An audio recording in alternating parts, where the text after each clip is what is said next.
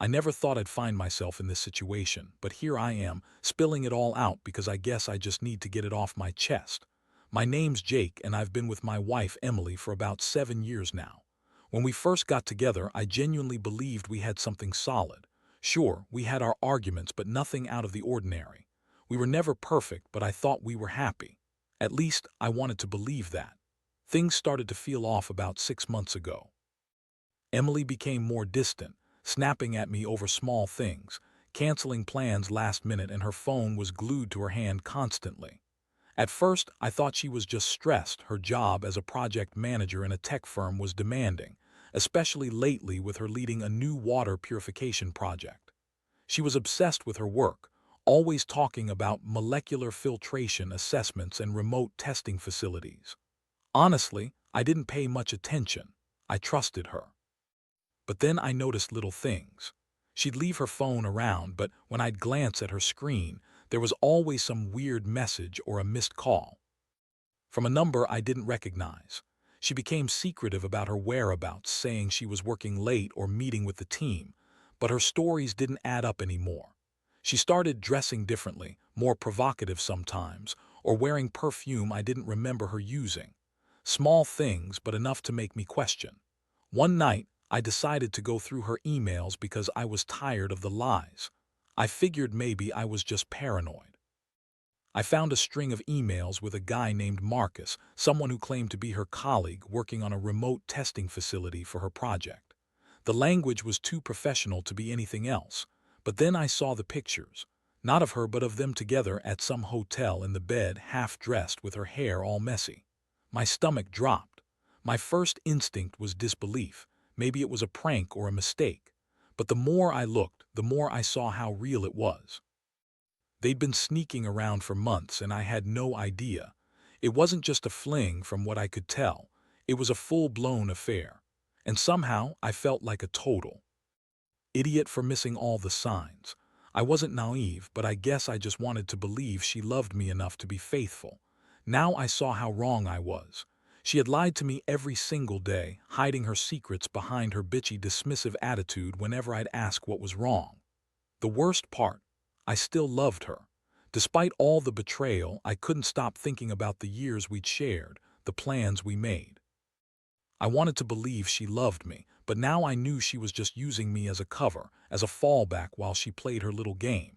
It hit me like a punch in the gut that she could do this to us without a second thought. I felt rage, heartbreak, confusion. I didn't get angry right away. I just stared at those images, replayed her lies, and wondered how I had missed this. How I'd been so blind. I kept asking myself if I could forgive her, if there was any way back from this. But deep down, I knew I had to do something. The trust was shattered, and I couldn't keep pretending everything was fine. That's when I started planning my next move. It was clear she was deep into this affair, and I needed to confront her. But I also knew I had to be smart about it.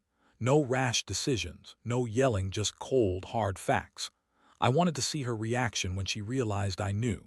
I wanted to catch her in her own web of lies. Because if she thought she could cheat with some idiot from her work, someone who was just a cover for her real testing facility, then she was in for a shock. I was done being played for a fool. And that's where I am now, sitting here trying to piece everything together. I don't know what her excuse will be or if she'll even admit to anything. But I do know this. I'm not going to let her get away with it. Not without a fight.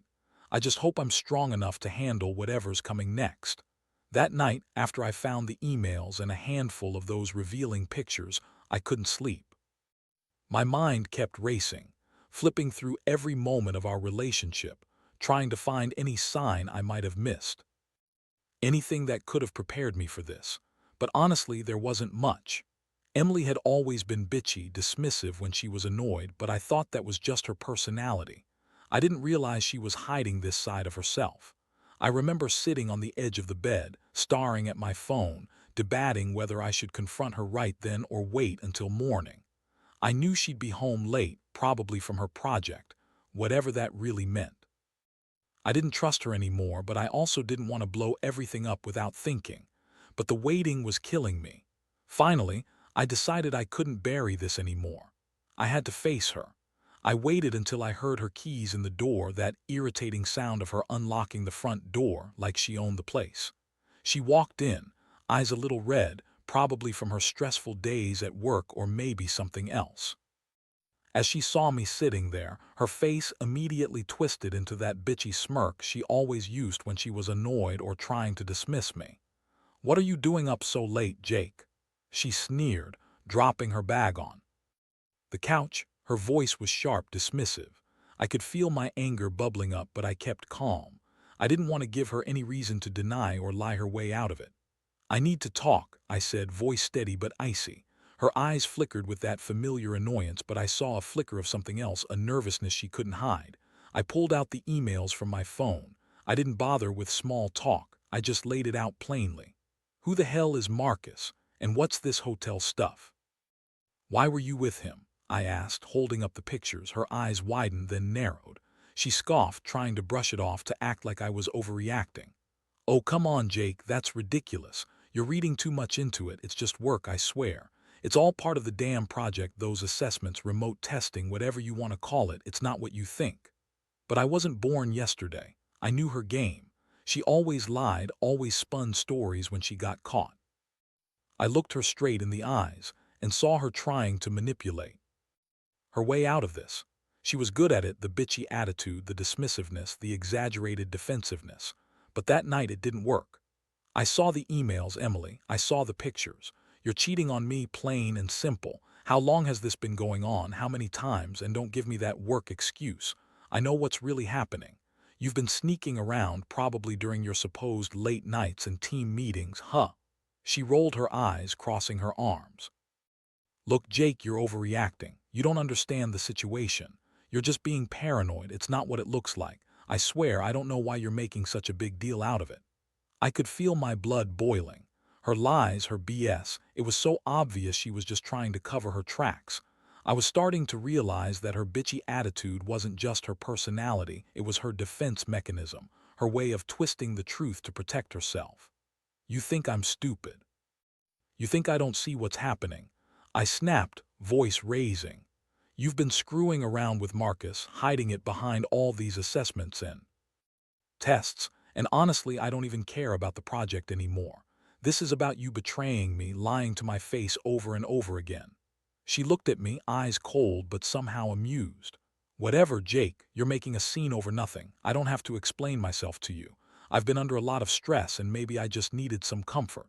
That doesn't mean I don't love you, it's just, life gets complicated." That phrase, "life gets complicated," made me want to throw something. She was acting like she was some innocent victim in all this, like she had no control over her actions. Meanwhile, she was the one sneaking around and lying her ass off. I'd never felt this betrayed in my life. I told her I needed some time to think, that I wasn't going to let her manipulate her way out of it. She just rolled her eyes again, told me I was overreacting, and stormed off to bed. But I couldn't sleep. All I could do was replay her words, her lies, her sneering face. I felt crushed, angry, and yet oddly numb at the same time. In that moment, I realized I was done being blind. I had to decide what to do next.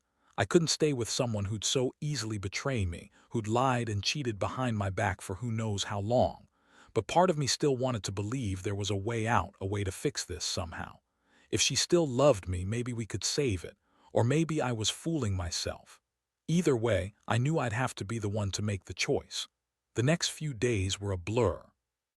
I didn't sleep much, and every time I closed my eyes, I saw her face, that smirk she always had when she thought she was getting away with something. I kept replaying the moment I found out, trying to piece together how I missed all the signs. It was like waking up from a dream where everything seemed normal, but suddenly the world was upside down. I stayed home from work for a day, just staring at the walls, trying to process everything. The betrayal hit so hard that I couldn't focus. I felt like I'd been punched in the stomach repeatedly. The anger, heartbreak, and confusion all mixed together into a toxic mess I didn't know how to handle. I honestly didn't know whether I should be furious, devastated, or just numb. While I was sitting there, I started thinking about her behavior the past few months. The way she snapped at me, her dismissiveness, that overly sweet smile she'd put on when she'd brush off my questions. It all made sense now. she was hiding something and I was just too blind to see it. That bitchy attitude. Just a front to cover her guilt, I guess. I decided I had to confront her again, figure out exactly what her game was. I wanted to hear her admit it, even if I already knew the answer. I didn't want to keep living in this limbo of lies. So, I waited until she got home that evening. I had prepared myself to stay calm, to listen, and to get whatever truth she was willing to give. When she walked in, she immediately sensed something was off. Her eyes flicked to me and her bitchy smirk returned. She was trying to act like she was the queen of the universe, like this was all a joke, but I wasn't having it anymore. You think you're clever, huh? I started, voice low but firm. I know about Marcus. I know about the hotel pictures, the emails. Don't even try to deny it anymore. Just tell me why. Why did you do this? Why did you lie to me for months? She threw her head back and laughed, that dismissive laugh that I'd come to hate. Oh, Jake, you're so dramatic. It's not what you think. Marcus is just a friend, a colleague helping with the assessments. You're making it into some wild affair. Honestly, I don't know why you're making such a big deal out of it. It's just sex and you're overreacting because you're insecure. That was her usual tactic: distort, deny, and minimize. I saw right through it. I was furious now. How could she be so callous, so cold? I told her that I wasn't stupid and that I knew she'd been lying. I accused her of cheating, of using her work as a cover for her secret meetings, and I demanded she tell me the truth. Her eyes narrowed, and she looked at me like I was some pathetic idiot. Fine, if you want the truth, I'll give it to you, she snapped. Yes, I've been seeing Marcus.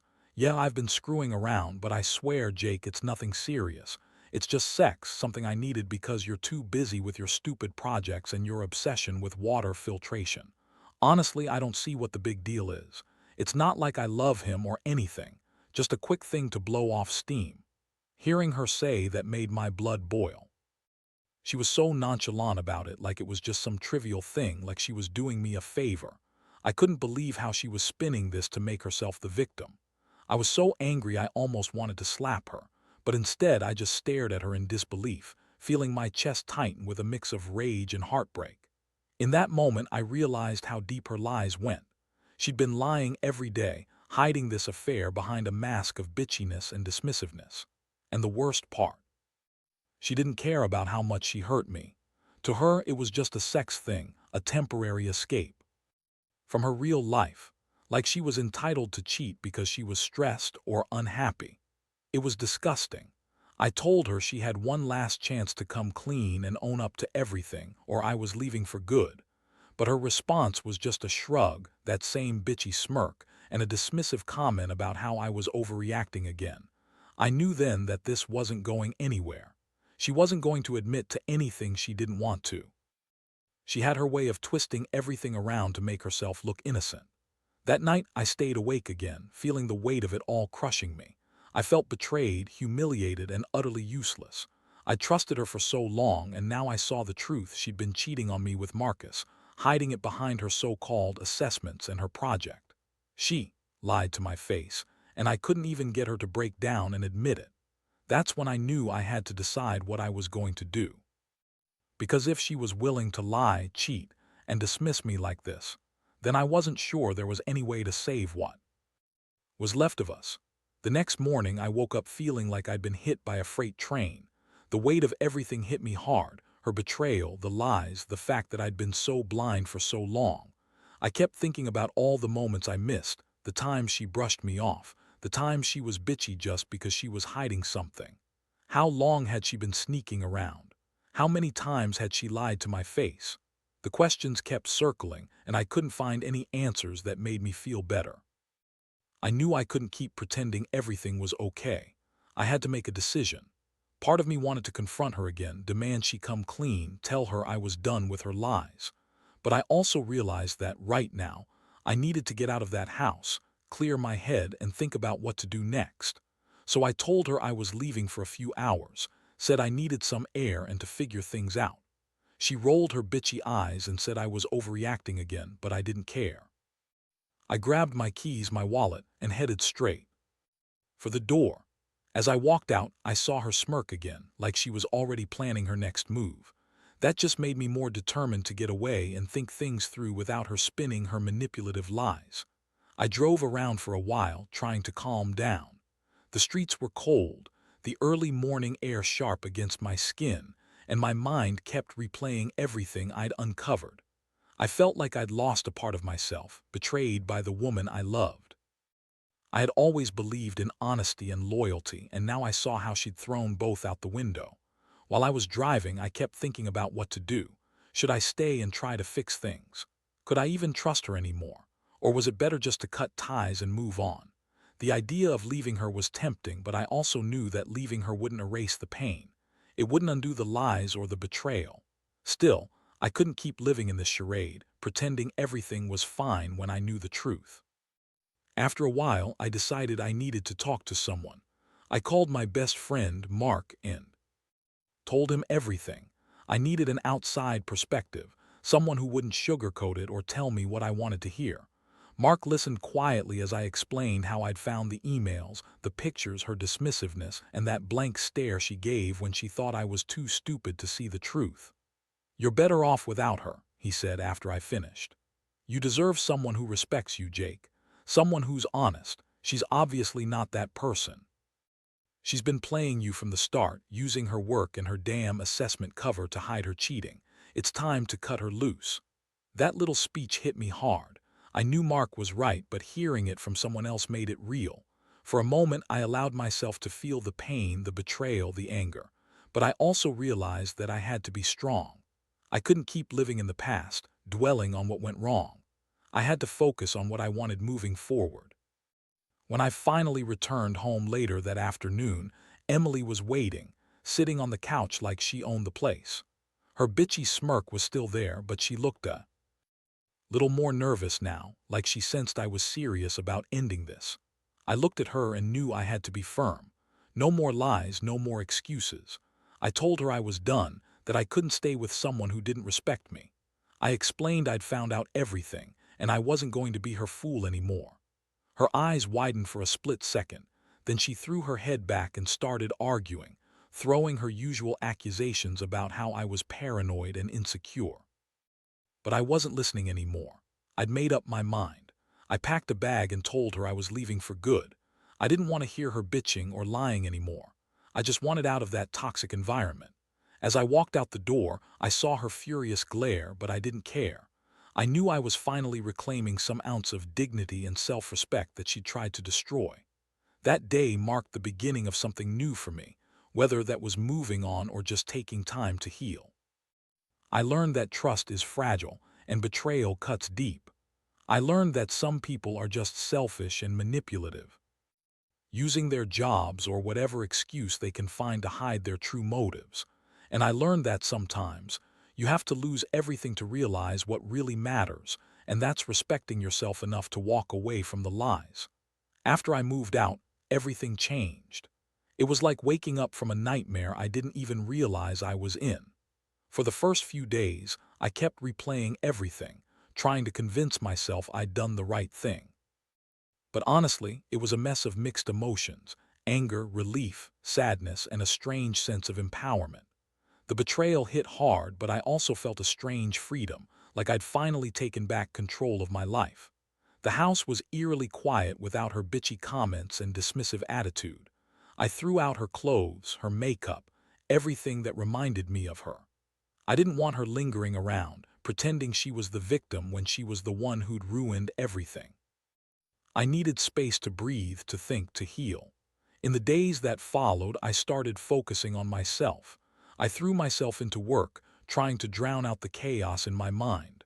But no matter how busy I got, the hurt remained underneath. It was like an open wound that refused to heal completely.